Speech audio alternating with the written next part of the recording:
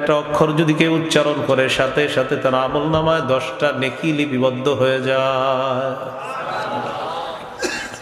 আলিফ লাম মিম পুরাটা একটা অক্ষর, আমি এমনটা বলি না।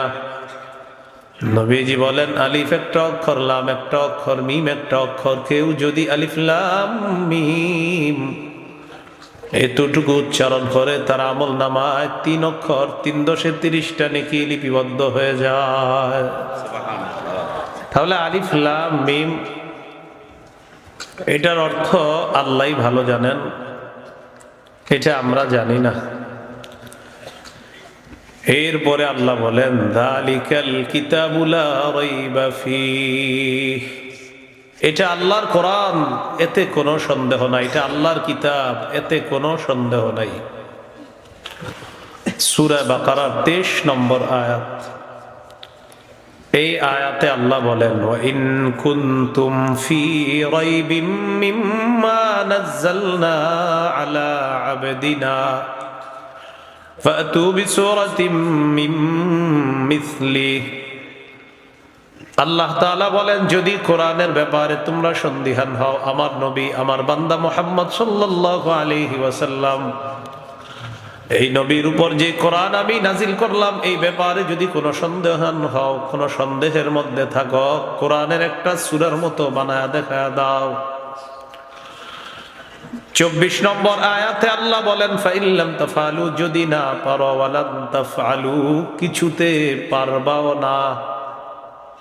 নিজে জবাব দিয়ে দিচ্ছে আল্লাহ। আল্লাহ বলেন যদি না পারো, ওয়ালান তাফআলু কোরআনের মতো একটা সূরা কিছুতে বানাইতেও পারবা না।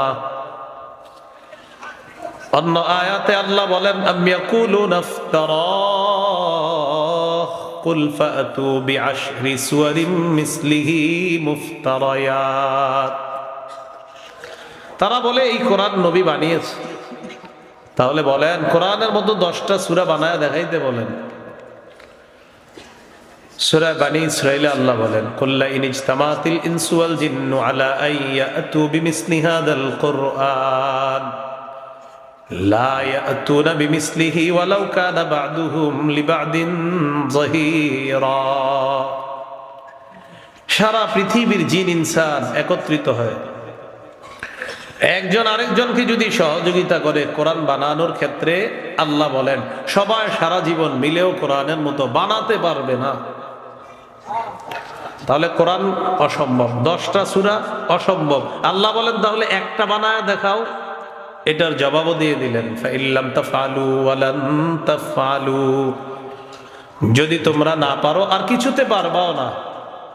ফাত্তাকুন নারাল্লাতী ওয়াকুদুহান নাস ওয়াল হিজারা, তাহলে ওই আগুনকে ভয় করো যে আগুনের জ্বালানি মানুষ এবং পাথর।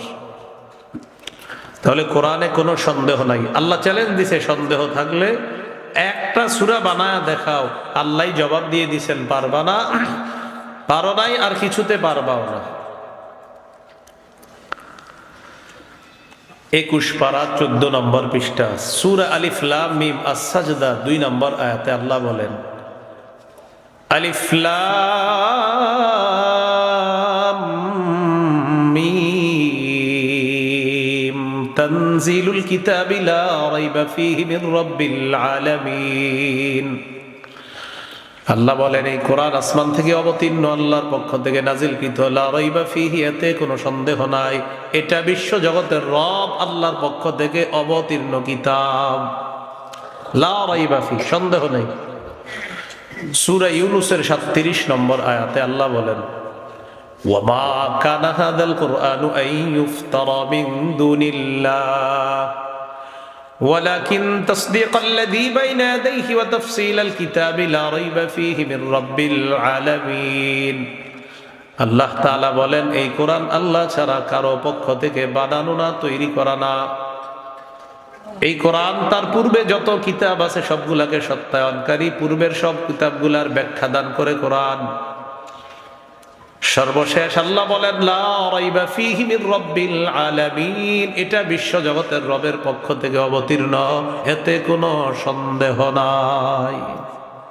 লা রাইবা ফীহি, ওই যে যালিকাল কিতাব লা রাইবা ফীহি, কোনো সন্দেহ নাই। পরে আল্লাহ কি বলে দেখেন, হুদাল্লিল মুত্তাকিন, কোরআন মুত্তাকিদের জন্য হেদায়েত। মুত্তাকিদের জন্য কোরআন হেদায়েত কিভাবে? রমজান মাসে 1-2 খতম কোরআন পড়বেন, পড়ার পর লাইলাতুল কদর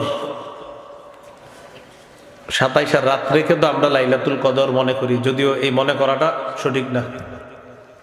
21তম, 23তম, 25তম, 27তম, 29তম, এক বর্ণনায় 24তম রাতের কথা আছে। 24 বুখারীর বর্ণনা। যে কোনো একদিন লাইলাতুল কদর হতে পারে,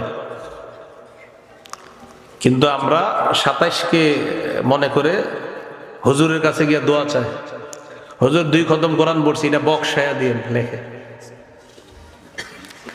দোয়া চাওয়ার পর এটারে উঠায় রাখে, আবার পরের বছর রমজানে খোলে, বছরে একদিনও আর খোলে না।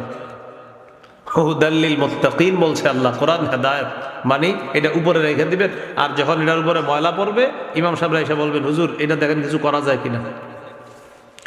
কিছু কোরআন দেখবেন পুরাতন হয়ে গেলে ওই হুজুরে এসে দিয়ে দেয়, এটা দেখেন হুজুর কি করা যায় দেখেন। জায়গার পরও ভালো যে হুজুরে এনে দিছে, ফালায় দেয়নি। কোরআনের হেদায়েতের জন্য পড়তে হবে, কোরআন নিয়মিত পাঠক হতে হবে, বাৎসরিক না, নিয়মিত পাঠক হতে হবে। তিরমিজির হাদিস 2909 নম্বর হাদিস, قال رسول الله صلى الله عليه وسلم خيركم من تعلم القرآن وعلمه। নবী বলেন, তোমাদের মধ্যে সর্বোত্তম ওই ব্যক্তি যে কোরআন শিখে অন্যকে শিখায়। ফজরের পর মসজিদের সামনে দিয়ে যাবেন, ইমাম সাহেব ছোট্ট একটা বেত নিয়ে বসে আছে, বাচ্চাদেরকে পড়ায়। হামজা লাম জবর আল, হামিম জবর হাম, আল হামদাল পেশ দু আল হামদু। আরেকজনে ডাক দেয়, তুই এদিকে পড়।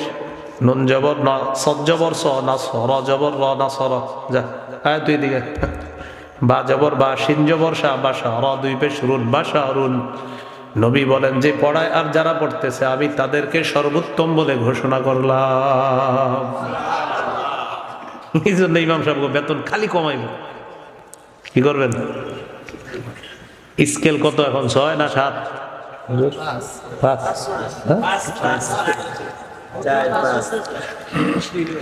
আগে 2.5 ছিল, আগে ছিল 2.5, 2.5-এর পরে 5 তো আমিও নিছি, আমিও লালবাগে 5,000 ছিল আমার। আপনারা তো এনে তো 5 স্কেল তো আমিও সাক্ষী। তাও আমি যখন শুরুতে যাইতেছি কয় 4 দিন, কত 4, কি করার মনে করেন যেটা কই বেড়ে রাজি, পরে কয় না 5, শুধু ইমাম খতিব আরেকজন।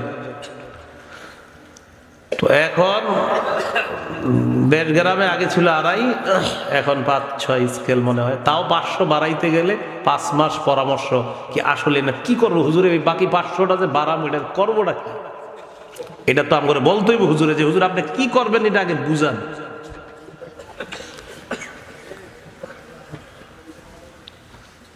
আল্লাহ বুঝার তৌফিক দান করেন।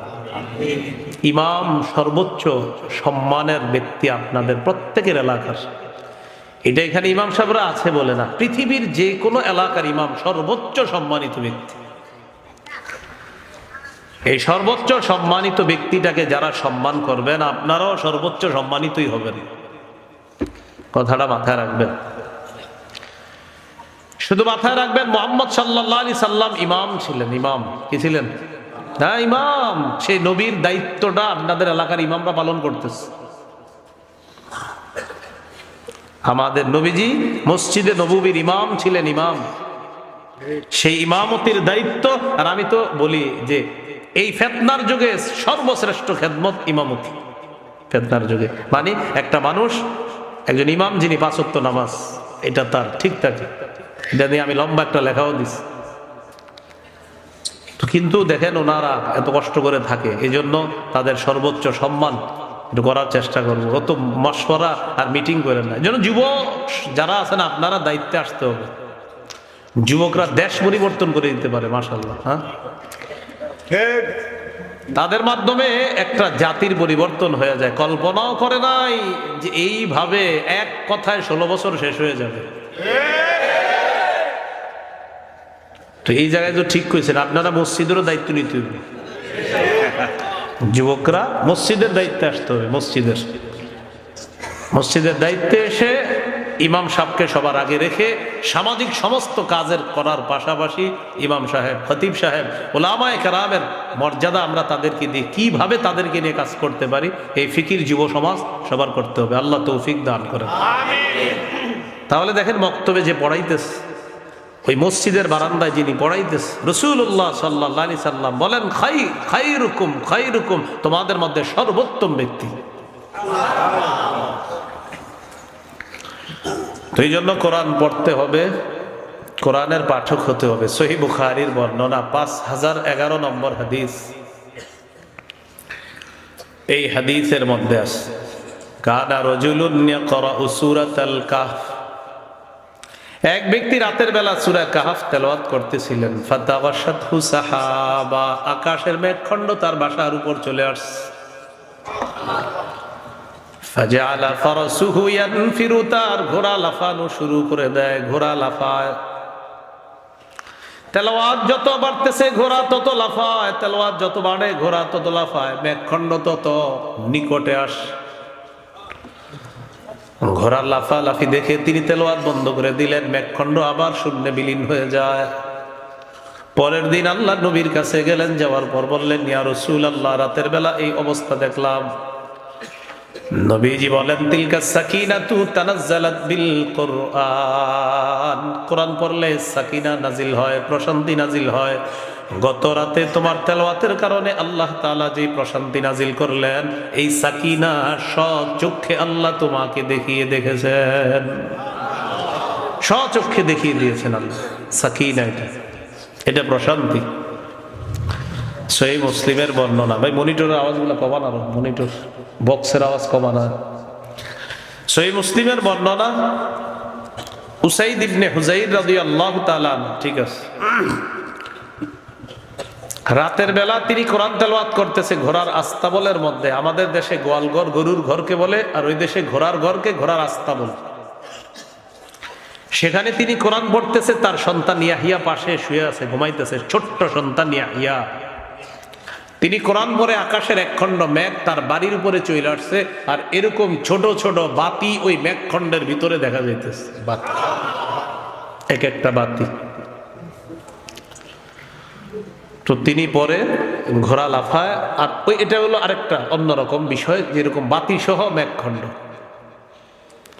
তিনি তেলাওয়াত থামাইলেন, পরের দিন নবীর কাছে গেলেন। নবীজির কাছে গিয়ে যখন বিষয়টা বললেন, فقال رسول الله صلى الله عليه وسلم اقرأ ابن حزير, ও উসাইদ ইবনে হুযাইর, তুমি যদি আরো কোরআন তেলাওয়াত করতা।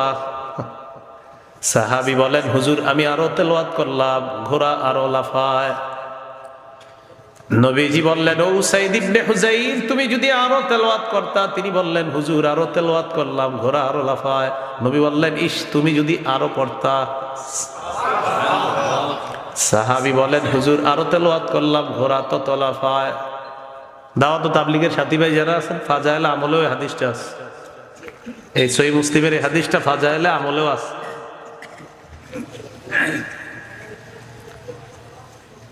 সাহাবী বলেন, হুজুর খাশিতু আন তাতা ইয়াহইয়া, আমি টেনশনে পড়ে গেলাম। যত বেশি তেলাওয়াত করতে লাগলাম, তেলাওয়াত করতে করতে ঘোড়া যে পরিমাণ লাফানো শুরু হয়ে গিয়েছে, আমি ভয় পেয়ে গেলাম। না জানি ঘোড়া লাফাইতে লাফাইতে আমার সন্তান ইয়াহিয়াকে পদপিষ্ট করে হত্যা করে ফেলে। এই জন্য তেলাওয়াত থামায়া দিচ্ছে। নবীজি বললেন, তিলকাল মালাইকাতু তাসতামিউ লাকা, মেঘখণ্ডের মধ্যে যে এই বাতিগুলা দেখলা, এগুলা বাতি নয়, আল্লাহর অসংখ্য অগণিত ফেরেশতা তোমার তেলাওয়াত শুনতে আসছে। কি শুনতে আসছে? তেলাওয়াত। এই মাদ্রাসায় হেফজখানা আসেনি? হাফেজ পাগড়ি দিচ্ছে। এরা যখন ৩টা-৪টা বাজে কোরআন তেলাওয়াত করে, তখন সাকিনাও নাজিল হয়, ফেরেশতারা আইসা তাদের তেলাওয়াত শুনে। তাই এলাকার গানজুট্টি যারা আছে এদের উপরে গজব আসে না। ইয়াবা, বাবা, গাঁজা, হিরোইন, ফেন্সিডিল, আফিম, কানাডা ড্রাই, মাস্তুদ, শ্যাম্পেন, ডাইল ইত্যাদি আছে না, ভ্যান গাড়ির চিপা চুপা যারা ওই যে টানাটানি করে, এদের উপরে গজব আসে না কেন? ওই যে বাচ্চারা ঈশা রাত্রে তেলাওয়াত করে, আল্লাহ তাআলা গজব উঠায় না। আরো মানে এটা শোনার পরে গাঞ্জাখোর পারবো না? নাউজুবিল্লাহ, না, এগুলা করবেন না, এগুলা নাজায়েজ কাজ। সহিহ বুখারীর বর্ণনা 5590 নম্বর হাদিস, قال رسول الله صلى الله عليه وسلم لا يكونن من امتي اقوام يستحلون الحر والحرير والخمر والمعازف। নবী বলেন, আমার উম্মতের মধ্যে এমন একদল উম্মত হবে যারা জিনাকে হালাল মনে করবে, রেশমের পোশাক হালাল মনে করবে, যারা মাদক দ্রব্য হালাল মনে করবে, যারা গান বাদ্য ঢোল তবলা হালাল মনে করবে। নবী বলবে হালাল মনে করবে, নবী বলছেন, বলেন তো আপনারা হালাল মনে করবে না করেছে? গান গাইতেছে আর এটা হালাল বলতেছে, এক পাশে একদল বসে আর এক পাশে আরেক দল টিং টিং করে বাজায়, বাজায় বলে কি এটা বুখারীতে আছে, পাশের জন জবাব দেয় এটা মুসলিমে আছে, আছে মুসলিমে। এগুলা বলার পরে বলে কি ওয়াহাবি মৌলবীরা আরেকজনের বাড়িতে খাইয়া কই পাইছে গান যে হারাম, রাম করে কয় আর কি। আপনারা অনেকে বলেন হুজুর পরের বাড়িতে খান, তো বুঝেন না পৃথিবীর কে পরের বাড়িতে খায় না? একজন বলেন দেখি, দাঁড়ান, কে আছেন যে খান্নার একজন একটা? হ্যাঁ, বলবেন আমি বাপের টাকা, আপনি বাপে করতে পাইছে, আপনার আব্বারটা খান তো, আপনার আব্বা কই পেয়েছে সেটা বলেন। হুজুর দাদা দিছে, আপনার দাদা করতে পেয়েছে, চুরি করছে? বলে না কেন? আপনার দাদাও আরেকজনের থেকে আনতে হইছে, পৃথিবীর সবাই সবার থেকে আনতে হবে না, চলতে পারবেন না।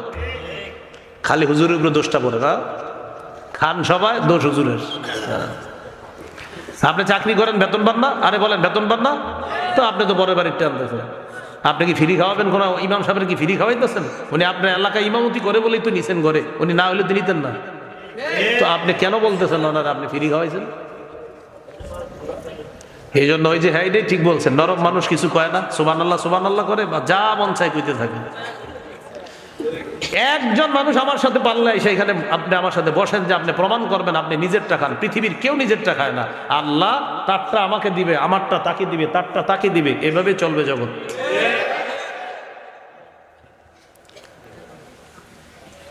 তো কি বলে হুজুররা ফতোয়া দেয় গান কোথায় আছে হারাম, এটা বলে, আর সংসদে দাঁড়ায় বলে বুখারী মুসলিম সিয়াসিত্তা তিরমিজি নাসাই আবু দাউদ ইবনে মাজাহ সব পড়ছি, গান যে হারাম কোথাও পাই না। তো আমি বুখারীর হাদিসটা কই পাইলাম? এরকম গান হারাম এটা কোথাও পাই না, তো আমি বুখারীটা কই পাইলাম? এটা এই জাতীয় মানসিকতায় যারা ছিল, আমাদের দেশটা যারা শেষ করে প্রায় উপক্রম হয়েছিল, পবিত্র সংসদটা একটা ফাইজলামি একটা জায়গা যারা রূপান্তরিত করেছিল, এদের হাতে সংসদ আবার যেন কোনোভাবে না যায়। মাথায় ঠিক আমি বলি, আপনারা যারা ওই দল করেন সেটা আপনি বলেন, এখানে গিয়ে গান গাবে, এটা কোন ধরনের কথা? সংসদে গিয়ে গান বলেন না, আপনি যেই দলে করেন, মনে করেন আপনি আওয়ামী লীগই করেন, এখানে কেউ আছেন, সংসদে গিয়ে গান আপনার, আর এখানে যাইবে মানুষের সমস্যা অসুবিধা নিয়ে আলোচনা হবে, এখানে গিয়ে কয় গান, বিদ্যুৎ লাগবে, বিদ্যুৎ এইভাবে ফেরি করবে। আরে ভাই এগুলো কোন ধরনের? না আপনি আওয়ামী লীগ বিএনপি বিষয় না, মনে করেন বিএনপি অথবা মনে করেন কোন ইসলামী দলের কেউ ক্ষমতায় আছে, সে ক্ষমতায় থাকলো সংসদে গিয়ে গান, মানে এটা কি? আমি বুঝাইতে চাইলাম একটা পুরো তামাশা বানানো হয়ে গেছে। এই জন্যই তামাশা এটা আর করতে দিয়েন না। এই জন্য আল্লাহর কাছে তিনটা দোয়া বেশি বেশি করবেন। এক নাম্বার, আল্লাহ আমাদের দেশে এমন একজন শাসক চাই যেই শাসক ইসলামের শাসক হবে, এটা দোয়া করতে হবে। সূরা হজের 41 নম্বর আয়াতে আল্লাহ বলেন, আল্লাযীনা ইম্মাক্কান্নাহুম ফিল আরদি আকামুস সালাহ وآتوا الزكاة وأمروا بالمعروف ونهوا عن المنكر। আল্লাহ তাআলা বলেন, যাদেরকে আমি রাষ্ট্র ক্ষমতায় বসাই তাদের মৌলিক কাজ হবে চারটা। এক নাম্বার আকামুস সালাহ, তারা নামাজ কায়েম করবে। দুই নাম্বার আতাউজ যাকাত, যাকাতের বিধান চালু করবে। তিন নাম্বার আমারু বিল মারুফ, সৎ কাজের আদেশ করবে। চার নাম্বার ওয়ানাহু আনিল মুনকার, অসৎ কাজ থেকে তারা নিষেধ করবে।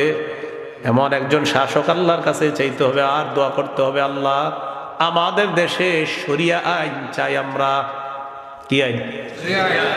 বলেন আমার সাথে সবাই, শরিয়া আইন চায় না তারা কোরআনের আইন চায় না তারা কোনো না কোনো অপরাধে অপরাধী যারা।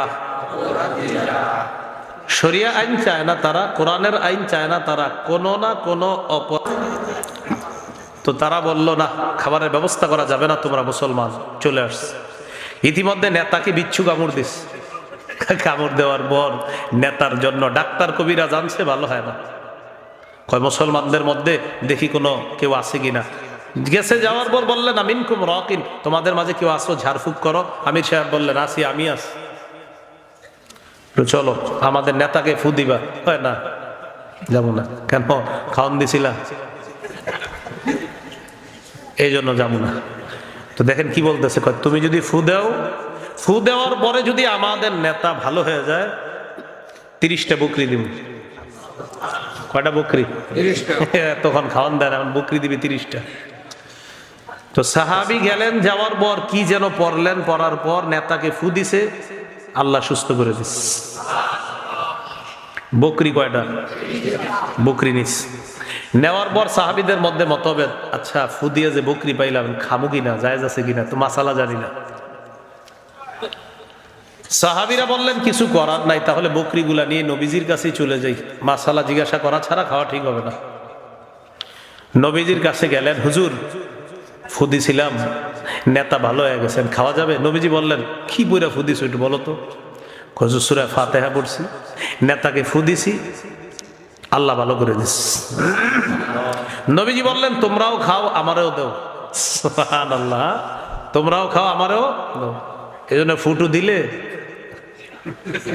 আপনার নেতা জায়েজ আছে, আপনার এমনি আইসেন, হুজুরা ইনশাল্লাহ এমনি ফু দিয়ে দিবে, সমস্যা নেই। তারপরে বললাম মাসালা আপনার, নবীজি সাল্লাল্লাহু আলাইহি সাল্লাম বললেন তোমরাও খাও, ওয়ালি সাহমুন, আমার জন্য এক অংশ রেখে দিও, আমিও খাবো।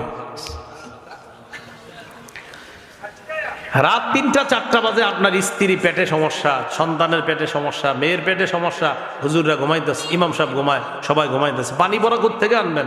7 বার সূরা ফাতিহা পড়ে নিজেই ফু দেন, সন্তানকে খাওয়ান, স্ত্রীকে খাওয়ান। আল্লাহর কসম, ইয়াকিন রাখেন কিছুক্ষণের মধ্যে পরিবর্তন দেখবেন, আল্লাহ পরিবর্তন করবে ইনশাআল্লাহ। কয়বার? 7 বার সূরা ফাতিহা পড়ে আপনি ফু দেন, ফু দিয়ে আপনি বাসে আছেন, কথার কথা বাসে, হঠাৎ শরীর খারাপ লাগতেছে, এরকম একটা পানির বোতল কিনে নিলেন, বাস আপনি নিজে 7 বার সূরা ফাতিহা পড়েন। এখন কোথায় পাবেন বলেন? আলেম পাইতেছেন না, সফরে আছেন।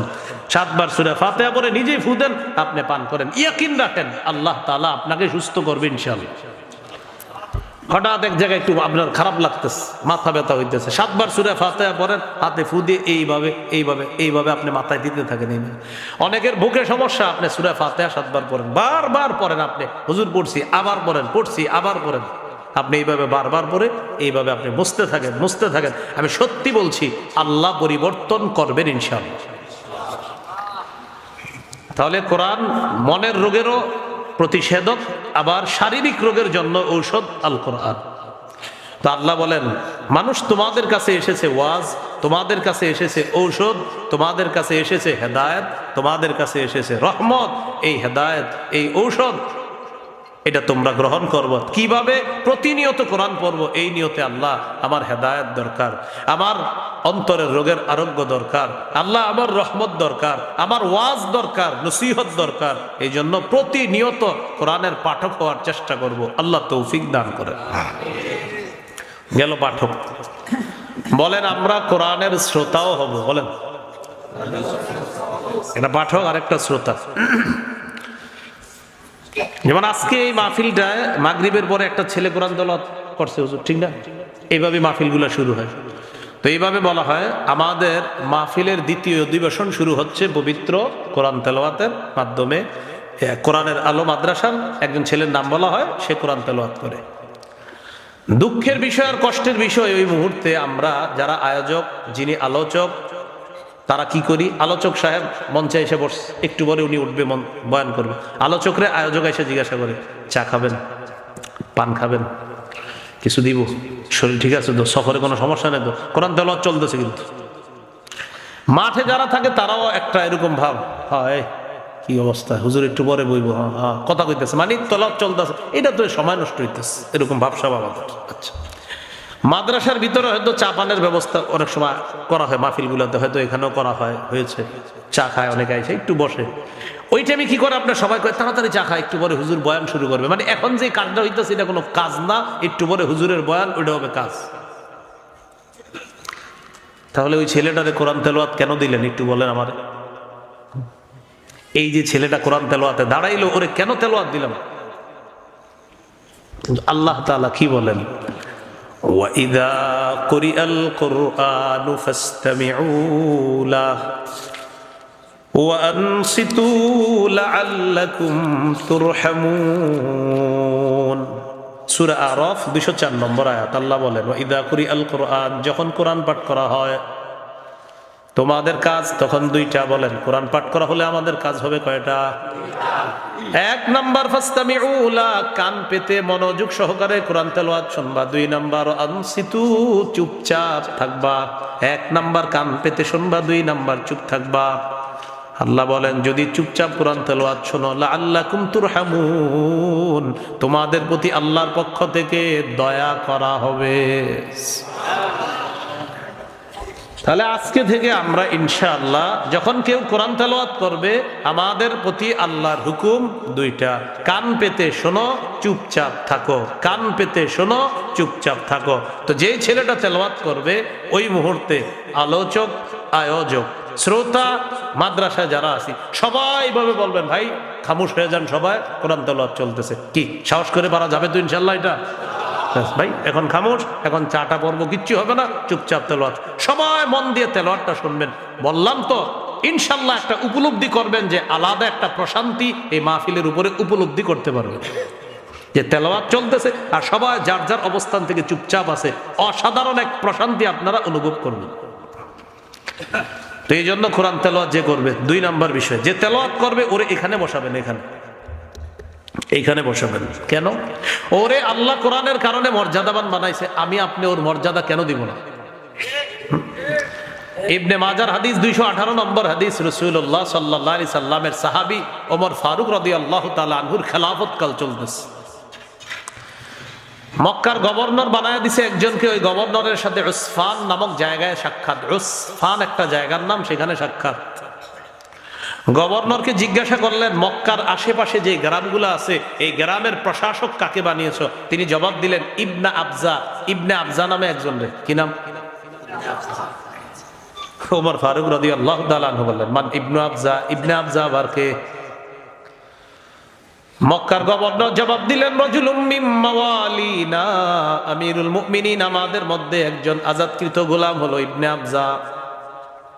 ওমর ফারুক বললেন একটা গোলামকে প্রশাসক বানায়া দিলা, কেমন কাজ করলা? গোলামকে প্রশাসক বানায়া দিলা? ওমর ফারুক রাদিয়াল্লাহু তাআলা আনহুর প্রশ্নের জবাবে মক্কার গভর্নর জবাব দিলেন আমিরুল মুমিনিন, প্রথম কথা হলো লোকটা গোলাম ছিল, এখন গোলাম না। গোলাম ছিল, এখন গোলাম না, এখন আজাদ। এটা প্রথম কথা। এর পরের কথা হলো তার মধ্যে অসাধারণ তিনটা গুণ আছে যা সবার মাঝে নাই। কয়টা গুণ? এক নাম্বার ইন্নাহু লাকারিউন লিকিতাবিল্লাহ, এই ব্যক্তি যদিও গোলাম ছিল, এই লোকটা আল্লাহর কোরআনের আলেম। সুবহানাল্লাহ। দুই নাম্বার আলিমুন বিল ফারাইজ, ফরজ বিদ্যা সম্পর্কে তার যথেষ্ট অভিজ্ঞতা। তিন নাম্বার কাজিন, লোকটা বিচার ব্যবস্থা ভালো জানে। এই তিন গুণের কারণে আমি তাকে মক্কার আশেপাশের এলাকার প্রশাসক বানিয়ে দিলাম। ওমর ফারুক রাদিয়াল্লাহু তাআলা আনহু তখন বললেন হা সামিআতু রাসূলুল্লাহি সাল্লাল্লাহু আলাইহি ওয়াসাল্লাম ইয়াকুল ইন্নাল্লাহা ইয়ারফাউ বিহাযাল কিতাবি আকওয়ামা ওয়া ইয়াদউ বিহি আখারিন, নিশ্চয় আল্লাহ তাআলা এই কোরআনের মাধ্যমে একদল মানুষের মর্যাদা আল্লাহ বাড়ায়া দেয়। আজকে কোরআন থাকার কারণে একজন গোলামের মধ্যে কোরআনের ইলম, কোরআনের বিদ্যা থাকার কারণে আল্লাহ তাআলা তাকে এত মর্যাদা দান করছেন। মক্কার আশেপাশের গুরুত্বপূর্ণ এলাকা, এই এলাকার প্রশাসকের মতো গুরুত্বপূর্ণ দায়িত্ব শুধু কোরআনের কারণে এই ব্যক্তিকে আল্লাহ অধিষ্ঠিত করেছেন। তাহলে কোরআন মর্যাদা বাড়ায়। বলেন কোরআন কি করে? এখন কোরআন যার মর্যাদা বাড়ায়, আমরা কেন তাকে মর্যাদা দিব না? এই জন্য যে পড়বে ওরে এখানে বসাবেন। যদি কোনো আলোচক মুরব্বী থাকেন, পাশে একটা চেয়ার দিয়ে ওই চেয়ারে ওনারে বসাইবেন। আর যদি আমার মতো কম বয়সী হয়, নিচে বসবে উনি, আমিও নিচে বসবো, বৈশা ওই পাঠকের কোরআন তেলাওয়াত শুনতে হবে। এইগুলো কোরআন শ্রবণ করা। কোরআন কিভাবে শ্রবণ করতে হবে একটা হাদিস বললে আপনারা বিষয়টা আরো সহজে বুঝবেন। নবীজি রাতের বেলা বের হয়েছে স্ত্রী আয়েশা সিদ্দিকা রাদিয়াল্লাহু তাআলা আনহাকে নিয়ে হাঁটতে বের হয়েছে। মাঝে মাঝে রাতের বেলা খাবারের পর স্ত্রীকে নিয়ে হাঁটতে বের হবেন। এশার আগে খাবার খাবেন, এশার নামাজ পড়বেন, এরপর স্ত্রীকে নিয়ে হাঁটতে বের হবেন। মেলায় যায় না, এই আশেপাশে রাস্তায় হাঁটবেন। নবীজি তার স্ত্রীকে নিয়ে বের হয়েছে। হঠাৎ এক জায়গায় গিয়ে দেখে তার সাহাবী আবু মুসা আশআরী রাদিয়াল্লাহু তাআলা দাঁড়ায়া দাঁড়ায়া কোরআন তেলাওয়াত করতেছে। আয়েশা রাদিয়াল্লাহু তাআলা আনহাকে নিয়ে নবী আবু মুসা রাদিয়াল্লাহু তাআলা আনহুর পিছনে দাঁড়িয়ে চুপচাপ তার তেলাওয়াত শুনতে লাগলেন সাহাবী। এখন আজকে এই কথাটা বলার পর আপনারা বাসায় গিয়ে একটু ভাববেন, আমিও যেটা ভাবি আর কি, যে সাহাবীর পিছনে যিনি দাঁড়িয়ে আছেন তিনি শ্রেষ্ঠ নবী, শ্রেষ্ঠ রাসূল, শ্রেষ্ঠ মানুষ, শ্রেষ্ঠ মাখলুক। তিনি আল্লাহর হাবিব, তিনি আল্লাহর খলিল, তিনি আল্লাহর রসুল। তার উপর শ্রেষ্ঠ গ্রন্থ কোরআন নাজিল হয়েছে, তাকে শ্রেষ্ঠ ধর্ম ইসলাম দেওয়া হয়েছে, তাকে শ্রেষ্ঠ উম্মত দেওয়া হয়েছে। তিনি বিচার ব্যবস্থা কায়েম করার আগে সর্বপ্রথম সুপারিশ করবেন তিনি। বুখারীর বর্ণনা, আল্লাহ তার সুপারিশে বিচার ব্যবস্থা শুরু করবেন। তিনি সর্বপ্রথম জান্নাতে যাবেন, তার নেতৃত্বে সর্ববৃহৎ দলটা জান্নাতে যাবে। তিনি এক সাহাবীর তেলাওয়াত চুপচাপ পিছনে দাঁড়ায় শুনতেছে। মজার বিষয় কোনটা আপনার? চুপচাপ শুইনা আবার চুপচাপ চলে গেছে, সাহাবীকে বুঝতে দেয়নি। পরের দিন আবু মুসা আশআরী রাদিয়াল্লাহু তাআলা রাসূল সাল্লাল্লাহু আলাইহি সাল্লামের কাছে গেছে। নবীজি বললেন, আবু মুসা কি খবর? গত রাতে ওই জায়গায় দাঁড়ায়া দাঁড়ায়া তেলাওয়াত করতেছিলা তাই না? সাহাবী বললেন, ইয়া রাসূলুল্লাহ, আপনি কিভাবে বুঝলেন? নবীজি বললেন, আমি আর আয়েশা হাঁটতে বের হয়েছিলাম, হঠাৎ দেখি তুমি কোরআন পড়তেছো, তোমার পিছনে দাঁড়িয়ে দাঁড়িয়ে আমি আর আয়েশা চুপচাপ তোমার তেলাওয়াত শুনলাম, আবার চুপচাপ চলে আসলাম। সাহাবী বলেন, লাউ আলিমতু বিমাকানিকা লাহাব্বারতু লাকা তাহবীরা। হুজুর, আমি যদি জানতাম আমার পিছনে আপনি আছেন, আমি আরো সুন্দর করে কোরআন তেলাওয়াত করতাম। আপনি আমার পিছনে আছেন এটা জানলে আমি সুন্দর করে পড়তাম। তাহলে একটু চিন্তা করেন, নবী তার স্ত্রীকে নিয়ে হাঁটতে বের হলেন, যখন দেখলেন কোরআন তেলাওয়াত করা হয়, চুপচাপ তেলাওয়াত শুনলেন, তার স্ত্রীকেও শোনাইলেন, আবার চুপচাপ সেখান থেকে চলে গেলেন। এই জন্য আল্লাহ বলেন, ওয়াইদা কুরিআল কুরআন ফাসতামিউ লাহু ওয়া আনসিতু। কোরআন যখন পড়া হয় মনোযোগ সহকারে শুনবা, ও আনসিতু, চুপচাপ থাকবা। আল্লাহ আমাদেরকে পাঠক এবং শ্রোতা উভয়টা হওয়ার তৌফিক দান করেন। এই হলো হুদাল্লিল মুত্তাকিন, মুত্তাকিদের জন্য হেদায়েত। হেদায়েত কিভাবে পাবো? পড়তে হবে, শুনতে হবে, আমল করতে হবে। ক্বালা রাসূলুল্লাহ সাল্লাল্লাহু আলাইহি ওয়াসাল্লাম, ইন্না লিল্লাহি আহলিনা মিনান নাস ক্বালু মান হুম ইয়া রাসূলুল্লাহ। নবীজি বলেন, আল্লাহর কিছু পরিবার আছে, মানুষের মধ্যে কিছু মানুষ আছে যারা আল্লাহর পরিবারের সদস্য। সাহাবীরা বললেন, হুজুর, আল্লাহর আবার পরিবারভুক্ত কারা? নবী জবাব দিলেন, আহলুল কুরআন হুম আহলুল্লাহ ওয়া খাসাতুহু।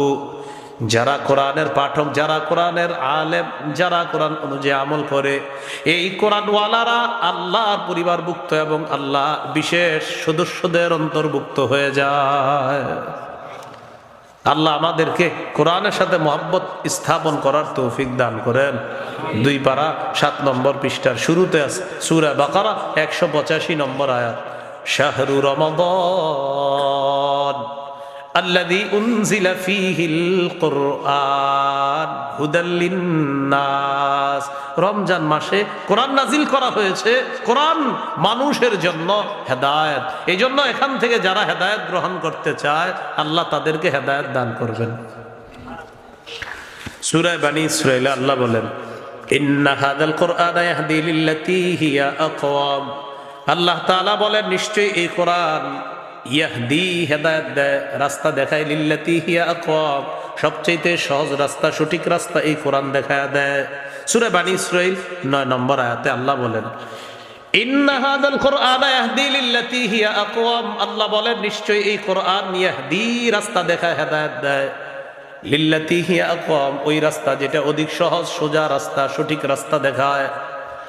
ওয়া ইউবাশশিরুল মুমিনিনা আল্লাযীনা ইয়া'মালুনাস সালিহাত, যারা নেক কাজ করে এই মুমিনদেরকে কোরআন সুসংবাদ দেয়।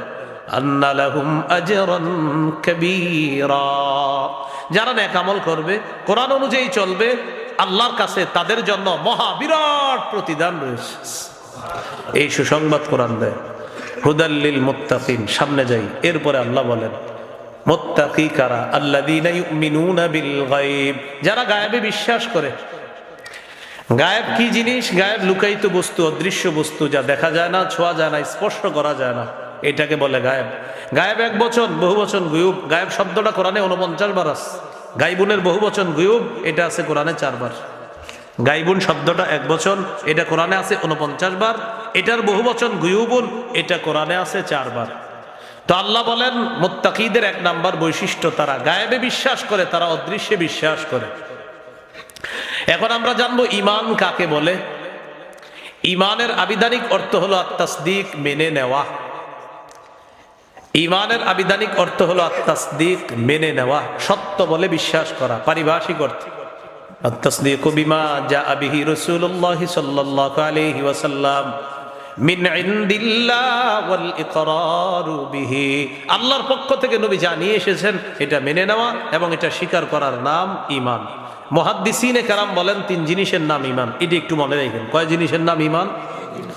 আত-তাসদীকু বিল জিনান ওয়াল ইকরারু বিল লিসান ওয়াল আমালু বিল আরকান, অন্তরে বিশ্বাস করা, মুখে স্বীকার করা, আমলে বাস্তবায়ন করা, এই 3 জিনিসের নাম ঈমান।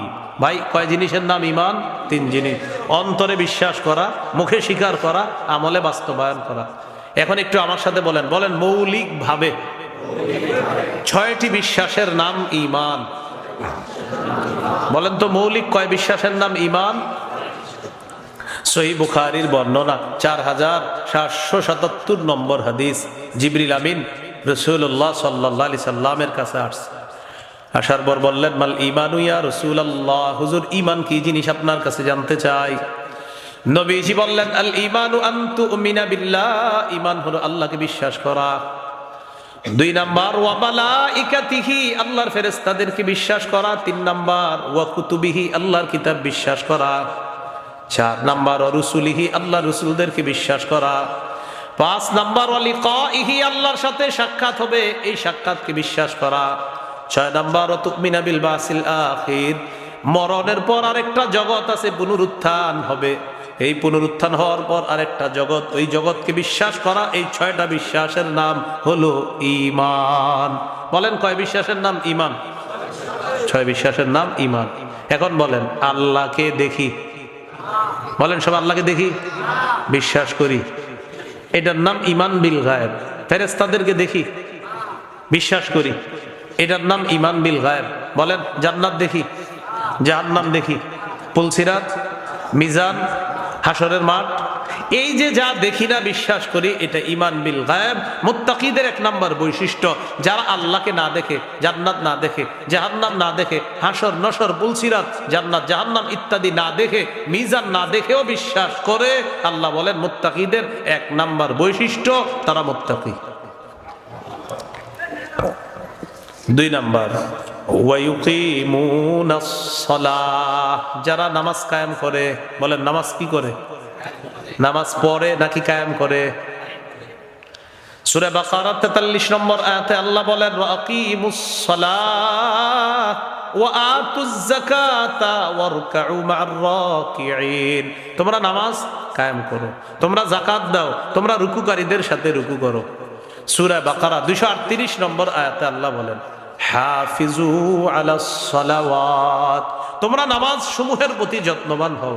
সূরা তাহা 14 নম্বর আয়াত ইন্নানি আনাল্লাহু লা ইলাহা ইল্লা আনা ফা'বুদনি, আল্লাহ বলেন আমি আল্লাহ, আমি ছাড়া কোনো ইলাহ নাই, আমার ইবাদত করো। ওয়া আকিমিস সালাতা লিযিকরি, আমার শরণার্থে নামাজ কায়েম করো।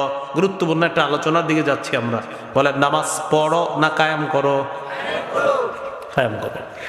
সূরা হুদের 114 নম্বর আয়াতে আল্লাহ বলেন ওয়া আকিমিস সালাতা তারাফাইন নাহার, ওয়া যুলাফাম মিনাল লাইল, দিনের দুই প্রান্তে নামাজ কায়েম করো আর রাতের কিছু অংশে নামাজ কায়েম করো। বলেন পড়ো না কায়েম করো? সূরা আনকাবুতের ৪৫ নম্বর আয়াতে আল্লাহ বলেন, উতলু মা উহিয়া ইলাইকা মিনাল কিতাবি ওয়া আকিমিস সালাহ। আপনার প্রতি যে ওহী অবতীর্ণ করা হয় এটা তেলাওয়াত করেন আর নামাজ কায়েম করেন। বলেন নামাজ কি করেন? তাহলে আল্লাহ কায়েম করতে বললেন। সূরা আহজাবের ৩৩ নম্বর আয়াত ২২ পারার শুরু পৃষ্ঠা আল্লাহ বলেন, وَقَرْنَ فِي بُيُوتِكُنَّ وَلَا تَبَرَّجْنَ تَبَرُّجَ الْجَاهِلِيَّةِ الْأُولَى وَأَقِمْنَا الصَّلَاةَ। নবী নারীদেরকে বলেন তোমরা ঘরে অবস্থান করো, জাহিলি যুগের নারীদের মতো তোমরা রাস্তায় বের হবা না, আর তোমরা নামাজ কায়েম করো। তাহলে পুরুষদেরকেও বললেন নামাজ কায়েম করো, নারীদেরকেও বললেন নামাজ কায়েম করো। বলেন পড়ো না কায়েম করো? মুত্তাকিদের ২ নম্বর বৈশিষ্ট্য আল্লাহ আলোচনা করেছেন, ওয়ায়ুকিমুনাস সালাহ, যারা নামাজ কায়েম করে। কি কায়েম করে? এবার নবী কি বলে দেখেন, বুনিয়াল ইসলামু আলা খামসিন, শাহাদাতি আল্লা ইলাহা ইল্লাল্লাহ ওয়া আন্না মুহাম্মাদার রাসূলুল্লাহ ওয়া ইকামিস সালাহ। ইসলামের ভিত্তি হলো ৫টি। ১ নাম্বার, আল্লাহ ছাড়া কোনো ইলাহ নাই এই সাক্ষী দেওয়া। মুহাম্মদ সাল্লাল্লাহু আলাইহি ওয়াসাল্লাম আল্লাহর রাসূল এই সাক্ষী দেওয়া। ২ নাম্বার, ইকামিস সালাহ, নামাজ কায়েম করা। বলেন কি করা? সবাই নামাজ। আচ্ছা, সহিহ বুখারী ৫৭ নম্বর হাদিস, জারির রাদিয়াল্লাহু তাআলা আনহু, জারির ইবনে আব্দুল্লাহ, আমার ছেলের নাম জারির, সাহাবীর নামও কি? এটা আমার খুব পছন্দ, ছেলেটি লইলে রাইকে নিলাম ইনশাআল্লাহ। জারির ওই সাহাবী যার দিকে নবী জীবনে রাগ করে তাকায় নাই, সবসময় হাসি দিয়ে তাকাইছে। জারির রাদিয়াল্লাহু তাআলা আনহু বলেন, নবীজি আমার দিকে জীবনে যতবার তাকাইছে একটা হাসি দিছে। এই হাদিস পড়ে আমি ছেলের নাম রাখছি জারির, যে নবী এই সাহাবীর দিকে কখনো রাগ হইয়া তাকায় নাই, আমার দিকে যতবার তাকাইছে নবী একটা হাসি দিছে। মনে পড়ে গেল হঠাৎ আর কি, এটা বুখারীতে আছে, এই কথাটাও বুখারীতে আছে। জারির রাদিয়াল্লাহু তাআলা আনহু বলেন, মা হাজাবানি রাসূলুল্লাহ সাল্লাল্লাহু আলাইহি সাল্লাম মুনযু আসলামতু ওয়ালা রাআনি ইল্লা তাবাসসামা ফি ওয়াজহি, আমার দিকে নবী জীবনে যতবার তাকাইছে একটা মুস্কি হাসি দিছে। তো এই জারির রাদিয়াল্লাহু তাআলা আনহুর বর্ণনা তিনি বলেন, বায়াতু রাসূলুল্লাহ সাল্লাল্লাহু আলাইহি ওয়াসাল্লাম আলা ইকামিস সালাতি ওয়া ইতাইজ যাকাতি ওয়ান নুসহি লিকুল্লি মুসলিম। জারির রাদিয়াল্লাহু তাআলা আনহু বলেন, আমি আল্লাহর নবীর হাতে হাত রেখে বায়াত হলাম এই শর্তে, বায়াত হলাম এই শর্তে, আলা ইকামিস সালাত, নামাজ কায়েম করব। কি শর্তে? নামাজ। বলেন নামাজ। তাহলে আল্লাহ বলেন নামাজ কায়েম করো, নবীও বলেন নামাজ কায়েম করা। পরে বলে, পর বলে নাই, বলছে কায়েম করা। কেন বলছে কায়েম করা? কায়েম মানে প্রতিষ্ঠিত করা। কায়েম মানে কি? প্রতিষ্ঠিত করা। নামাজ কায়েম করা দ্বারা মৌলিক 5টি উদ্দেশ্য। কয়টি উদ্দেশ্য? 5টি। 1 নাম্বার, আল মুহাফাজাতু আলা শুরুতিস সালাহ, নামাজের পূর্বে কিছু শর্ত আছে, এগুলার প্রতি গুরুত্ব দেওয়া। 2 নাম্বার, আল মুহাফাজাতু আলা রুকুই ওয়াস সুজুদ, রুকু সেজদা ধীরস্থির ভাবে করা। 3 নাম্বার, আল মুহাফাজাতু আলাল খুশুই ওয়াল খুজু, খুশু খুজুর সাথে নামাজ পড়া মানে নামাজ কায়েম করা। 4 নাম্বার, পরিবারকে নামাজের হুকুম করা মানে নামাজ কায়েম করা। 5 নাম্বার, রাষ্ট্রের সমস্ত মুসলমান যেন নামাজি হয়ে যায়, এই চেষ্টা অব্যাহত রাখা মানে নামাজ কায়েম করা। এই মৌলিক 5 কাজের নাম হলো নামাজ কায়েম করা। 1 নাম্বার, নামাজের পূর্বে কিছু শর্ত আছে, এই শর্তগুলা গুরুত্ব দেওয়া। কি শর্ত আছে? শরীর পাক, কাপড় পাক, নামাজের জায়গা পাক, সতর ঢাকা, কেবলামুখী হওয়া, অক্তমত নামাজ পড়া, নামাজের নিয়ম। ওই মক্তবে আমরা এইভাবে মিছিল দিয়ে পড়ছি, তো ওরকম মনে আছে। এই মাদ্রাসার বিচ্ছি বিচ্ছি বলাবান, ওরা দেখবেন না পাক কোনটা পাক কোনটা এটা এখনো জানে না, এগুলো বলে দিবে মাইক। ছোট ছোট ছেলে দেখবেন বয়স 7, 8, এরে বলবেন এই পাক কারে কয় না পাক কারে কয় বুঝো, এইগুলো বলতেও পারবে না। কিন্তু জিজ্ঞাসা করবেন নামাজ ভাঙ্গার কারণ কটা বলো, একদম পুরো বলে দিবে সব। ও নিজেও কিন্তু বুঝতেছে না ওর যে নামাজ ভাঙতেছে, এটা ওর মাথায় এখনো আসে নাই, কিন্তু ও নামাজ ভঙ্গের কারণ সবগুলো পারে, ও অজু ভঙ্গের কারণ সব পারে। আপনারাও পারেন সবাই, আল্লাহ পারার তৌফিক দান করে। তো শরীর পাক নামাজের পূর্বে শর্ত। আপনি নামাজ পড়ার আগে দেখতে হবে শরীর পবিত্র কিনা। এই যে চেক করলেন শরীরটা পবিত্র কিনা, এই চেক করা মানে নামাজ কায়েম করা। সূরা মাইদার 6 নম্বর আয়াতে আল্লাহ বলেন, ইয়া আইয়ুহাল্লাযীনা আমানু ইযা কুমতুম ইলাস সালাতি ফাগসিলু ওয়ুজুহাকুম ওয়া আইদিয়াকুম ইলাল মারাফিকি ওয়ামসাহু বিরুউসিকুম ওয়া আরজুলাকুম ইলাল কা'বাইন। হে ঈমানদারগণ, যখন তোমরা নামাজের ইচ্ছা করবা, মুখমণ্ডল ধৌত করবা, হাত ধৌত করবা, মাথা মাসাহ করবা, পা ধৌত করবা, ওযু না থাকলে ওযু করবা। ওয়া ইন কুনতুম জুনুবান ফাত্তাহহারু, আর যদি গোসল ফরজ হয়, যদি তোমরা জুনুবি হও, ভালোভাবে পবিত্রতা অর্জন করবা। সহিহ বুখারীর বর্ণনা 6956 নম্বর হাদিস। আন আবি হুরায়রা আনিন নবী সাল্লাল্লাহু আলাইহি ওয়াসাল্লাম قال لا يقبل الله صلاة أحدكم إذا أحدث حتى يتوضأ। নবী বলেন, তোমাদের কারো নামাজ আল্লাহ ততক্ষণ কবুল করবেন না যতক্ষণ ওই ব্যক্তি ওযু না থাকলে ওযু না করবে। এই ওযু না করা পর্যন্ত তার নামাজ আল্লাহ কবুল করবেন না। তাহলে নামাজের শর্ত ওযু করা। এই ওযু আছে কিনা চেক করা, গোসল ফরজ হলো কিনা চেক করা, মানে নামাজ কায়েম করা। তিরমিজির হাদিস 4 নম্বর হাদিস। قال رسول الله صلى الله عليه وسلم মিফতাহুল জান্নাতি আস-সালাহ ওয়া মিফতাহুস সালাতি আত-তুহুর। নবী বলেন, জান্নাতের চাবি হলো নামাজ, নামাজের চাবি হলো ওযু। জান্নাতের চাবি হলো নামাজ, নামাজের চাবি হলো পবিত্রতা। বলেন না, জান্নাতের চাবি কি? নামাজের চাবি পবিত্রতা। বলেন, জান্নাতের চাবি কি? নামাজের চাবি পবিত্রতা। নামাজ পড়বো তো সবাই ইনশাআল্লাহ? পড়িনি সবাই? বলেন আমার সাথে, শরীরের জন্য মাথা যেমন, দ্বীনের জন্য নামাজ তেমন। মাথা ছাড়া শরীর যেমন, নামাজ ছাড়া দ্বীন তেমন। আল হাদিস, এটা হাদিস, এটা আমার বানানো কথা না। قال رسول الله صلى الله عليه وسلم লা ঈমানা লিমান লা আমানাতা লা ওয়ালা সালাতা লিমান লা তুহুরা লা ওয়ালা দীনা লিমান লা সালাতা লা। নবীজি বলেন, যার আমানতদারিতা নাই তার ঈমান নাই, যার ওযু নাই তার নামাজ নাই, আর যার নামাজ নাই তার দ্বীন নাই। নবী বললেন, যার নামাজ নাই তার দ্বীন নাই। অনেক মানুষ আছে নামাজের দাওয়াত দিলে বলে নামাজ না পড়লেও ঈমান ঠিক আছে। নবী বলেন, নামাজ না পড়লে তোমার দ্বীনই নাই, আর হ্যাঁ কই ঈমান ঠিক আছে। নামাজ দাওয়াত দিলে বলবে, হুজুর নামাজ না পড়লে ঈমান ঠিক আছে। নবী বলতেন যে নামাজ নাই, দ্বীন নাই, আর হ্যাঁ কয় আমার সব ঠিক আছে। হাদিসের শেষে নবী বলেন, ইন্নামা মাওদিউস সালাহ মিনাদ-দ্বীন কামাওদিউর রাসি মিনাল জাসাদ।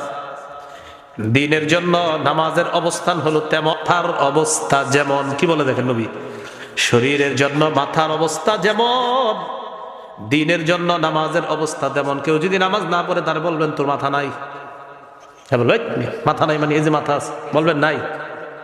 আরে মাথা তো আছে, বলবেন নাই। কিভাবে নাই? তুমি নামাজ পড়ো না ভাই, নামাজ না পড়লে মাথা নাই মানে? নবী বলছে, নামাজ না পড়লে দ্বীন নাই, আর মাথা ছাড়া যেমন শরীর নাই, নামাজ ছাড়াও দ্বীন নাই। তো তুমি যেহেতু নামাজ পড়ো না, এই জন্য ভাবলাম মাথা মুথা মনে হয় নাই তোমার। নবী বলছে, নামাজ ছাড়া দ্বীন নাই, আর মাথা ছাড়া শরীর নাই। শরীরে তোমার যদি মাথা থাকতো তো তুমি নামাজ পড়তে। আপনারা মাঠে আছেন, এই সময় তো চুপচাপই থাকবেন না, মানে অর্থাৎ আপনার পরের নামাজ আগামীকাল ফজরটাও বাসায় পড়বেন সবাই, মসজিদে না পড়লেও। কি বলেন? তো আপনি একজন কইছেন, সবাই সাহস করে বলতে বলেন। এটা বাংলাদেশি রেডিমেড ইনশাআল্লাহ। কোন দেশি? মানে এটা হলো কি, হুজুরে বলছে বললাম এই আর কি, এরকম।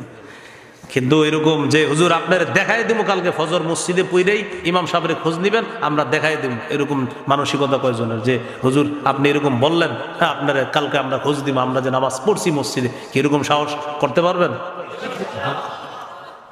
ইমাম সাহেবরা তো মঞ্চে আছে, দেখা যাবে।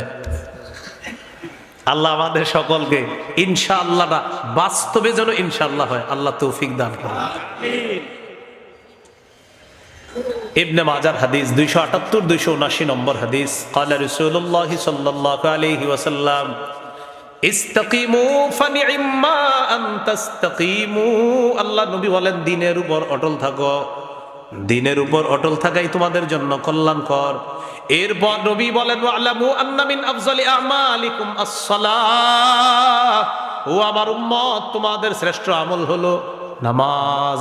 নবী বলেন আমার উম্মত তোমাদের শ্রেষ্ঠ আমল হলো নামাজ। বলেন শ্রেষ্ঠ আমল হলো নামাজ। হাদিসের শেষে নবী বলেন ওয়ালা ইউহাফিজু আলাল ওযু ইল্লা মুমিনুন, মুমিনরা সব সময় যত্ন সহকারে ওযু করে। সুবহানাল্লাহ। কি বললেন? মুমিনরাই যত্ন সহকারে ওযু করে। তাহলে বলেন তো আমাদের শ্রেষ্ঠ আমলের নাম কি? নামাজ। পড়ব তো নিয়মিত ইনশাআল্লাহ। সহিহ বুখারী একটা হাদিস শুনেন, 530 নম্বর হাদিস। জুহরি রহমাতুল্লাহি আলাইহি বলেন দাখালতু আলা আনাস ইবনে মালিক রাদিয়াল্লাহু তাআলা আন বিদিমাশক, আমি দামেস্কে গেলাম আনাস রাদিয়াল্লাহু তাআলা আনহুর সাথে সাক্ষাৎ করার জন্য। যাওয়ার পর দেখি হুয়া ইয়াবকি, হযরত আনাস কান্না করতেছে। হযরত আনাস কান্না করে। আমি জিজ্ঞাসা করলাম মা ইউবকিকা, আপনি কেন কান্না করেন? জবাবটা সারা জীবন মনে রাখবেন। কি বলে দেখেন, লা আ'রিফু শাইআম মিম্মা আদরাকতু মির রাসূলিল্লাহি সাল্লাল্লাহু আলাইহি ওয়াসাল্লাম ইল্লা হাদিহিস সালাহ ওয়া হাদিহিস সালাতু কদ দুইয়াত। হযরত আনাস বলেন নবীর কাছ থেকে যা পেয়েছি সব শেষ। কি বলতে চান? হযরত আনাস বলেন নবীর কাছ থেকে যা পেয়েছিলাম কিছুই নাই, সব শেষ, শুধু নামাজটা একটু ধরে রাখছিলাম। হযরত আনাস বলেন এটাও ইদানিং দেখি কদ্দুইয়াত, এটাও শেষ করে দেওয়া হচ্ছে। ওই যুগে হযরত আনাস রাদিয়াল্লাহু তাআলা আনহু বলেন নবীর কাছ থেকে যা পাইছিলাম কিছুই নাই, নামাজটা পাইছিলাম ভালো কইরা, এটাও দেখি ইদানিং শেষ হয়ে যাচ্ছে। এটার প্রতিও মানুষের অনাগ্রহ, মানুষের আগ্রহ নাই। হযরত আনাস এখন থেকে প্রায় ১৫০০ বছর আগের ঘটনা। হযরত আনাস তখন বলতেছে তা আমাদের হালাতটা এখন কি? উনি ওই যুগে বলতেছে মানুষ নামাজ নষ্ট করে দিচ্ছে, এই জন্য আমি কাঁদতেছি। উনি কাঁদতেছে কেন? মানুষ নামাজ নষ্ট করে দিচ্ছে। নবীর কাছ থেকে যা পাইছিলাম এর মধ্যে শ্রেষ্ঠ একটা পাওনা হলো নামাজ, পাবলিক দেখি এটাই নষ্ট করে দিচ্ছে, তাই আমি দুঃখে কাঁদতেছি। হযরত আনাস কাঁদতেছে। আমাদেরকে দেখলে উনি কি করতেন বলেন? ওই যুগে উনি কাঁদছে, তাও তো ওই যুগে এত নামাজ নষ্ট করে নাই মানুষ। ওই যুগে জালেম বাদশারাও তাহাজ্জুদ পড়তো, জালেম বাদশারাও তাহাজ্জুদ পড়তো, ইতিহাসে পাওয়া যায় জালেমরাও তাহাজ্জুদ পড়তো। তো আমাদের হালা হাজ্জাজ বিন ইউসুফ তাহাজ্জুদ পড়তো। তো প্রিয় ভাইয়ারা, হযরত আনাস কাঁদতেছে। তো আমি এই হাদিসটা যখন পড়ি চিন্তা করি আমাদেরকে দেখলে উনি আল্লাহ জানেন চোখ দিয়ে মনে রক্ত আসতো না। আমাদের নামাজের হালাত দেখলে ফজরের সময় যদি খালি কোনো সাহাবী যদি মসজিদের মুসল্লি ফজরের সময় দেখত, আল্লাহ জানে কি করতো যে এটা কই আসলাম, মানে এটা কোনো কথা যে ৩ জন মুসল্লি আর ইমাম সব সামনে। ভাই নামাজ পড়বেন নি ইনশাআল্লাহ? মনে আসেনি নামাজ কায়েম করা 1 নাম্বার, পূর্বের শর্তগুলা গুরুত্ব দেওয়া, শরীর পাক আছে কিনা চেক করা, এরপরে চেক করবেন কাপড়টা পাক আছে কিনা, এই কাপড় পাক আছে কিনা, পাকি পুকি প্রস্রাব পায়খানা করলো কিনা, বাচ্চার প্রস্রাব লাগলে এটাও না পাক। অনেকে মনে করে বাচ্চার প্রস্রাব মনে হয় পাক, জিজ্ঞাসা করে হুজুরদেরকে হুজুর বাচ্চার প্রস্রাব কিনা, বাজি সম্মানিত না পাকি এটাও। তো কাপড় পাক, এটা পাক করতে হবে। সূরা মুদ্দাসিরে 4 নম্বর আয়াত, সিয়াবাকা ফাতাহির, তোমার কাপড়গুলো পবিত্র করো। সহিহ বুখারী 227 নম্বর হাদিসে আছে এক নারী রাসূল সাল্লাল্লাহু আলাইহি সাল্লামকে জিজ্ঞাসা করছে হুজুর কাপড়ে নারীদের নাপাকি লাগলে তারা কিভাবে পাক করবে?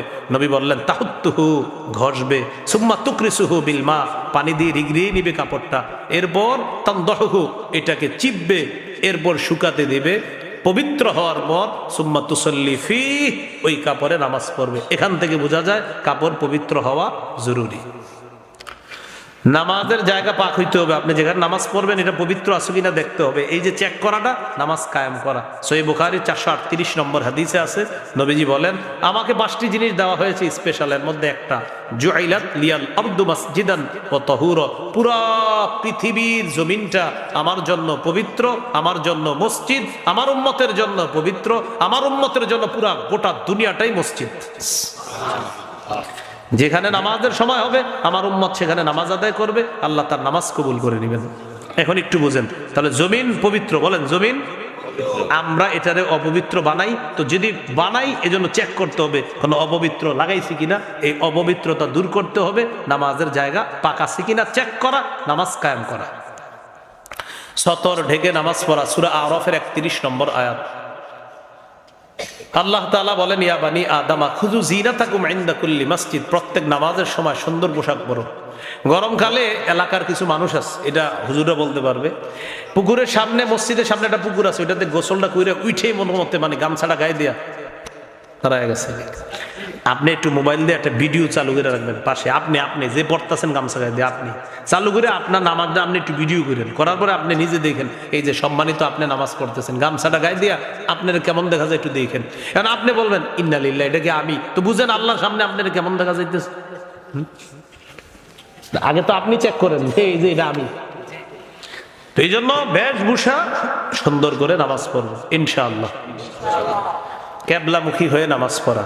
এলাকায় সফরে গেছেন কোথাও, আপনি সফরে যাওয়ার পর আপনার মনে হয়েছে কেবলা আরেক দিকে, আল্লাহু আকবার, ঠিক করেন নাই কাজটা। এলাকাবাসীকে জিজ্ঞাসা করবেন ভাই কেবলা কোনটা, আপনি কিন্তু মনে হবে আরেকটা, অথবা সঠিকটা মনে হবে। এই যে এলাকায় গিয়ে কেবলা নির্ণয় করা, এলাকাবাসীর কাছে জিজ্ঞাসা করা মানে নামাজ কায়েম করা। রাসূলুল্লাহ সাল্লাল্লাহু আলাইহি সাল্লাম 17-18 মাস বাইতুল মুকাদ্দাসের দিকে ফিরে নামাজ পড়তেছে, খালি আকাশের দিকে এইভাবে তাকায় আর মনে মনে কয় ইস, আবার যদি কেবলাটা কাবার দিকে হইতো, মনে মনে এটা বলে, কিন্তু বলে না মুখ দিয়ে। নবীজিকে আল্লাহ তাআলা বলেন সূরা বাকারা 148-149 নম্বর আয়াত, কদ নারা তাকাল্লুবা ওয়াজহিকা ফিস সামা, হাবিব আপনি যে বারবার উপরে চেহারা উঠানামা করেন, আমি আল্লাহ দেখি আর জানি আপনি কেন চেহারাটা উঠান। ফালানুওয়াল্লিয়ান্নাকা কিবলাতান তারদাহা, আপনার পছন্দ অনুযায়ী কাবাকে আবার কেবলা বানায় দিবেন।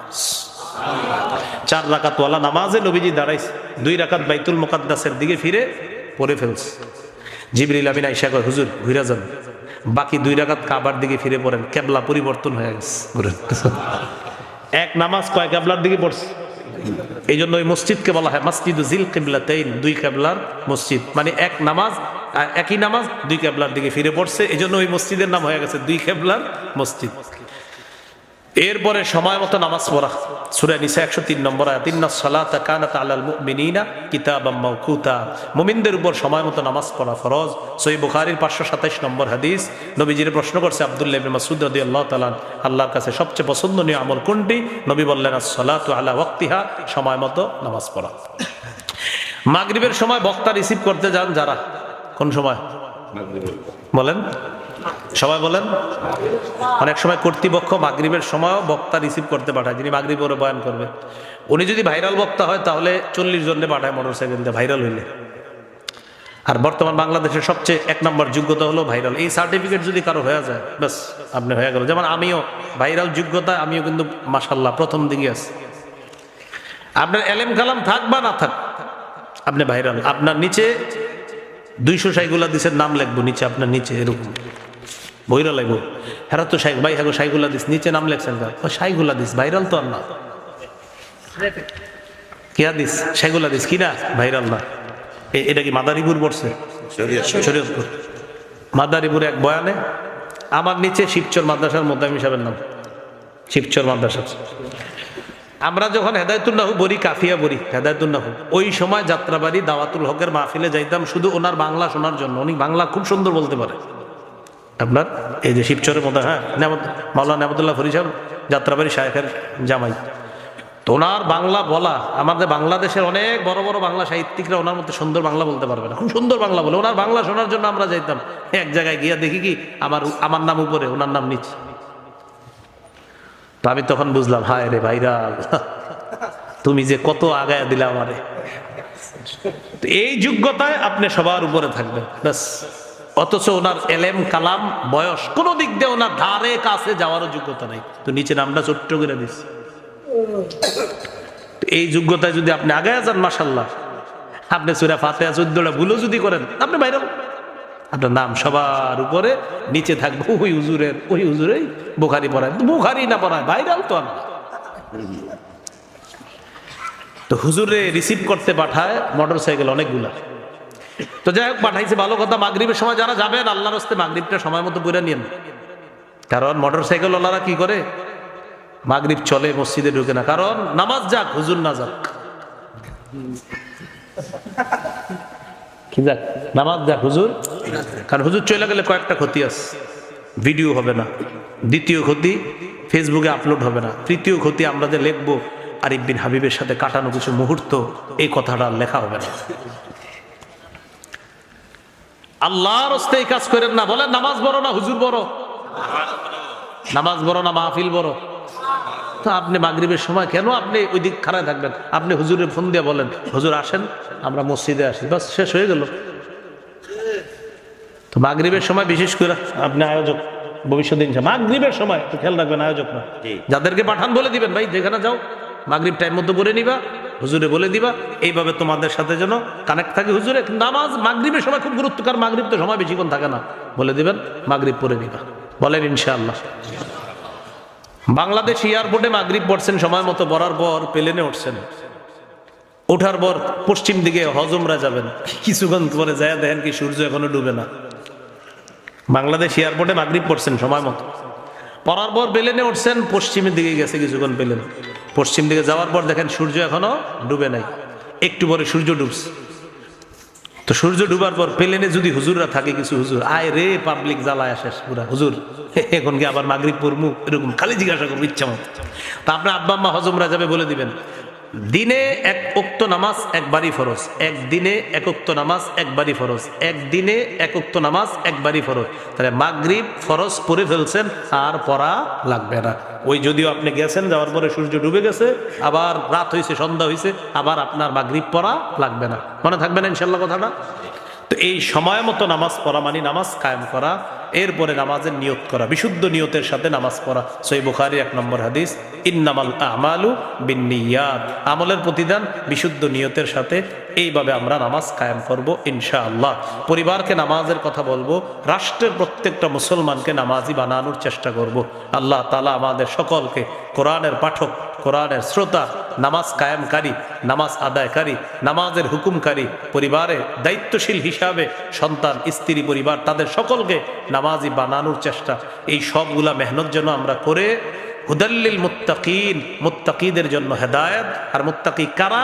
এর মধ্যে দুইটা বৈশিষ্ট্য বললাম, যারা ঈমান বিল গায়ব, গায়বে বিশ্বাস রাখে, আর যারা নামাজ কায়েম করে। আরো বৈশিষ্ট্য আছে অনেকগুলা, আপাতত আজকে দুইটা জানলাম আমরা। আল্লাহ আমাদের সকলকে আমাদের জীবনে সর্বোচ্চ গুরুত্ব দিয়ে যেন নামাজ আমরা কায়েম করতে পারি, পড়তে পারি, পড়াতে পারি। আল্লাহ তৌফিক দান করেন। আমিন। ওয়া আখিরু দাওয়ানা আনিল হামদুলিল্লাহি রাব্বিল আলামিন। একটু আমাকে সবার জন্য দোয়া করেন, আজকে একটু লেট হয়ে গেছে তো, মানে কি আমার উপর রাগান্বিত? না না না, আপনার রাগান্বিত হেন না। আমি বলি ঘটনাটা, আমি বলি মাদ্রাসার জন্য দোয়া। আপনাদের এখানে আসার সময় এই যে জায়গাটার নাম কি? মনোহর বাজার। মনোহর বাজার। এইটার আসার আগে গাড়ি খুব দ্রুত টানতেছিল ড্রাইভার। তো একটা ব্রিজ আছে যেখানে 40 টাকা টোল নেয়, ওই যে ওই ব্রিজ, যে ব্রিজ হোক, আচ্ছা যাও, 40 টাকা টোল। এখন বুঝেন কোনটা? তো ওখান থেকে আমরা নামার পরে প্রায় 15 কিলো বা কম বেশি আসার পরে গাড়ির বাম পাশের চাকাটা, এখনই দেখবেন সবাই, গাড়ির পিছনে বাম পাশের চাকা দেখলেই বুঝবেন 3 চাকা একরকম, আর পিছনের বাম পাশেরটা আরেক রকম, মানে চাকা চলে গেছে। ওই জায়গায় আপনার 20 মিনিট চলে গেছে চাকা লাগাই, এখন কিছু করার নেই। ওই জায়গায় ওই চাকা চলে গেছে। চাকা চলে যাওয়ার পর ওনারে ভিডিও কল দিতেছিল, ওনারও বুঝতে পারছি প্রেশার, ঝামেলা হয়ে গেছে। মাহফিলে যারা দাওয়াত দেয় ওনারা আসলে পেরেশানিতে থাকে। আপনারা কেউ কষ্ট রাখবেন না। আপনারা কষ্ট রাখবেন না, কষ্ট রাখেন না।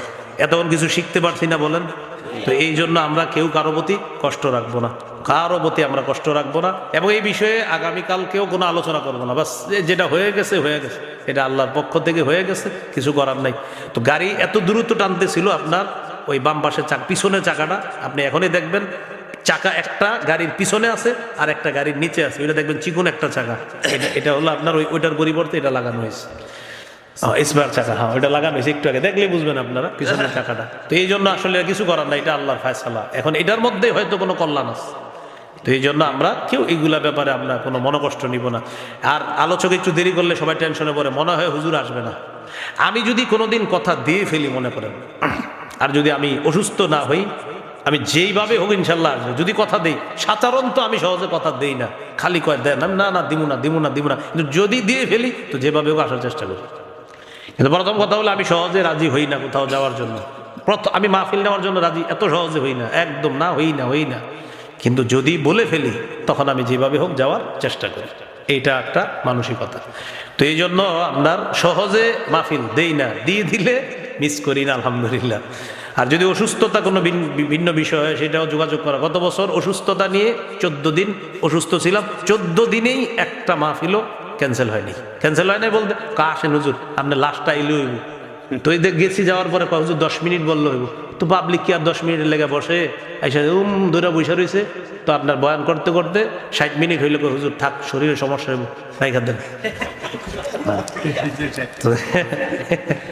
এই জন্য আপনার, তো এই জন্য দোয়া চাই। হ্যাঁ, এইগুলো কষ্ট নিয়ে না, শেষে আমরা একটু হাসলাম, আমরা আর কষ্ট রাখবো না। কষ্ট রাখেন নাই তো?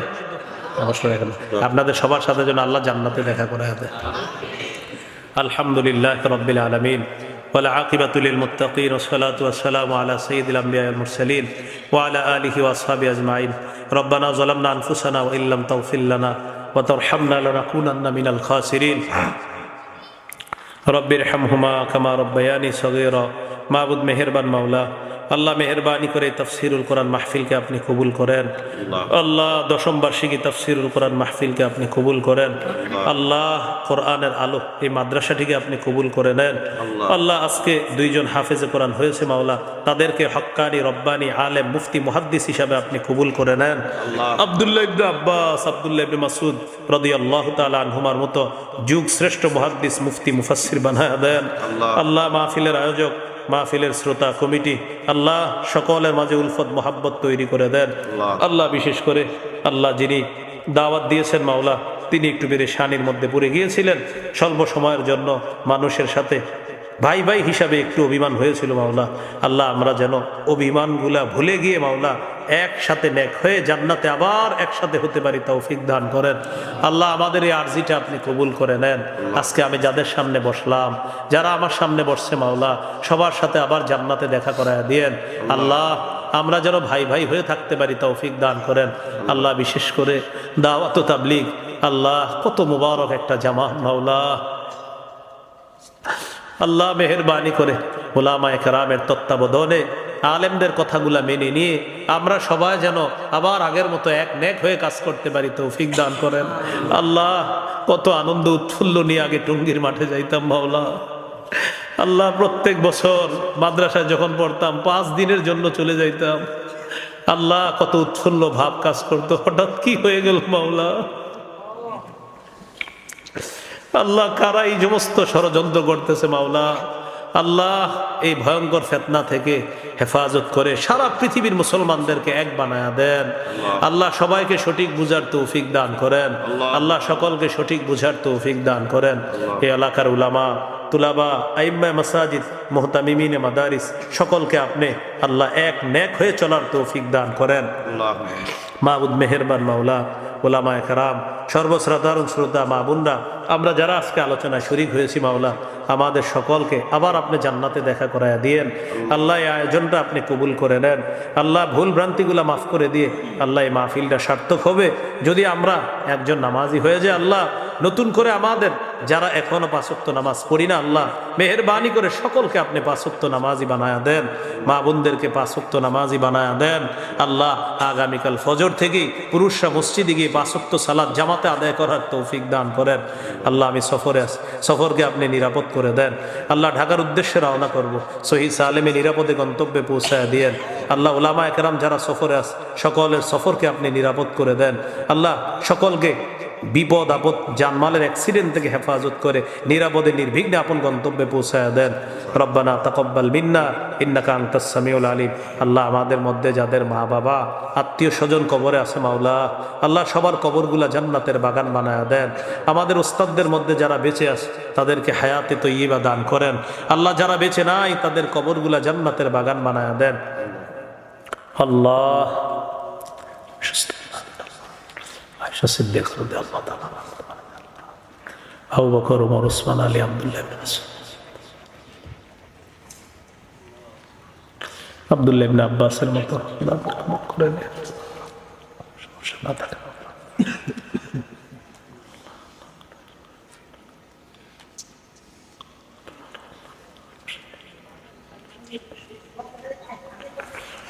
ربنا تقبل منا إنك أنت السميع العليم وتب علينا إنك أنت التواب الرحيم صلى الله تعالى على خير خلقه محمد وعلى آله وأصحابه أجمعين سبحان ربك رب العزة عما يصفون سلام على المرسلين الحمد لله رب العالمين.